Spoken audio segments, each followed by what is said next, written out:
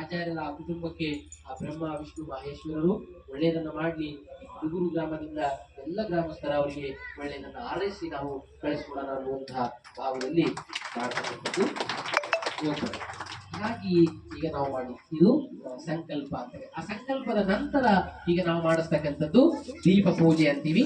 ಒಂದು ದಂಪತಿ ಈಗ ಒಳಗಡೆ ಹೋಗ್ಬೇಕು, ಸ್ವಾಮಿಯವರು ಒಳಗೆ ಹೋಗ್ಬೇಕು, ಆ ಮೈಕ್ ತಗೊಂಡು 4 ಹುಡುಗರು ಇಲ್ಲೇ ಕೂತ್ಕೋಬೇಕು. ಅವ್ರ ಪೂಜೆ ನಿಮ್ಮಿಂದ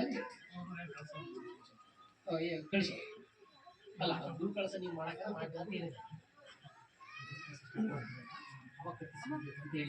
ಆ ಸ್ವಾಮಿಗಳಂತ ಖಾಲಿ ಬೀಳಕ್ಕೂ ನಾಚಿಕೆ ಆಗುವಂತ ದಿನಗಳನ್ನ ನೋಡ್ತಾ ಇದ್ದೀವಿ.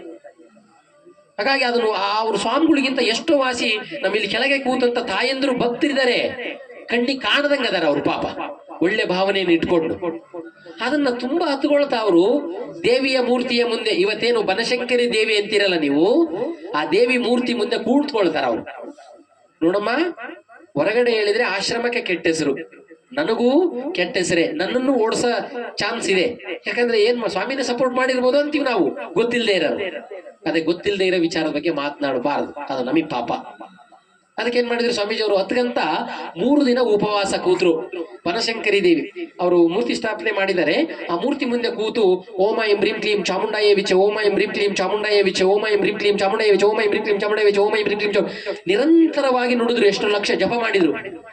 ನೀವು ನಂಬ್ತೀರಾ ಇಲ್ಲೋ, 3ನೇ ದಿನಕ್ಕೆ ಆ ದೇವಿ 2 ಕರಿ ನಾಯಿಯಾಗಿ ಬಂದಿದ್ದಾಳೆ. ಕರಿ ನಾಯಿಯಾಗಿ ಬಂದು ಇಡೀ ಹಾಸ್ಟೆಲಿನ ಸುತ್ತಲೂ, ಕೇವಲ ಹೆಡ್ ಮಾಸ್ಟರ್ನಲ್ಲ, ನನ್ನಂತ ಒಬ್ಬ ಗಂಡು ಮಗನ್ನು ಆ ಹಾಸ್ಟೆಲ್ ಕಾಂಪೌಂಡ್ ಒಳಗೆ ಬಿಟ್ಕೊಂಡಿಲ್ಲ ಆ 2 ನಾಯಿಗಳು. ದೇವಿ ಇದಳೋ ಇಲ್ವೋ? ನಿಮ್ಮ ಭಾವದಲ್ಲಿ ಬದಲಾವಣೆ ಮಾಡ್ಲಿಕ್ಕಾಗಿ ಇದು ಮಾತು. ಇದು ನಿಜವಾದ ಶಿವರಾತ್ರಿ, ಇದು ನಿಜವಾದ ನಂದೀಶನ ಪ್ರತಿಷ್ಠಾಪನೆ. ಅದಕ್ಕಾಗಿ ನಾವು ನೋಡ್ತಾ ಹೋದ್ರೆ ಇಂಥ ಸಾಕಷ್ಟು ಉದಾಹರಣೆಗಳಿದೆ.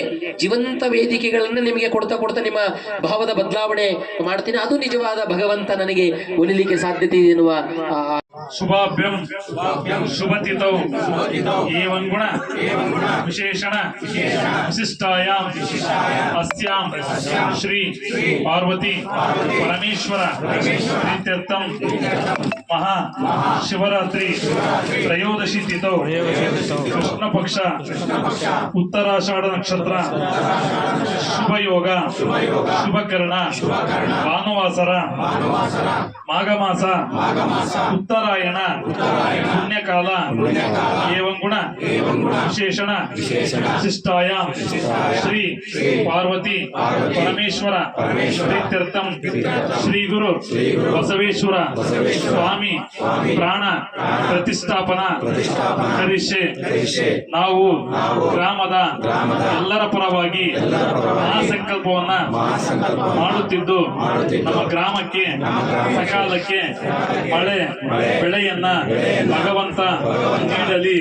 ಸರ್ವರು ಶಾಂತಿ ನೆಮ್ಮದಿ ಆರೋಗ್ಯದಿಂದ ಬಾಳುವಂತಾಗಲಿ ಎಂದು ಇಂದು ಮಹಾಶಿವರಾತ್ರಿ ಸಲುವಾಗಿ ನಾವು ಮಹಾ ರುದ್ರಹೋಮವನ್ನ ಮನಸ್ಪೂರ್ವಕವಾಗಿ ಸರ್ವ ಗ್ರಾಮಸ್ಥರು ಹಮ್ಮಿಕೊಂಡಿದ್ದೇವೆ. ಈ ಹೋಮದ ಫಲದಿಂದ ಗ್ರಾಮದಲ್ಲಿ ಸರ್ವವು ಶುಭವಾಗಿ ನೆರವೇರಲಿ ಎಂದು ಸಂಕಲ್ಪಿಸುತ್ತಾ ಅಗ್ನಿದೇವನಿಗೆ ಇಂದು ಅಗ್ನಿಯನ್ನ ಅರ್ಪಿಸುತ್ತೇವೆ.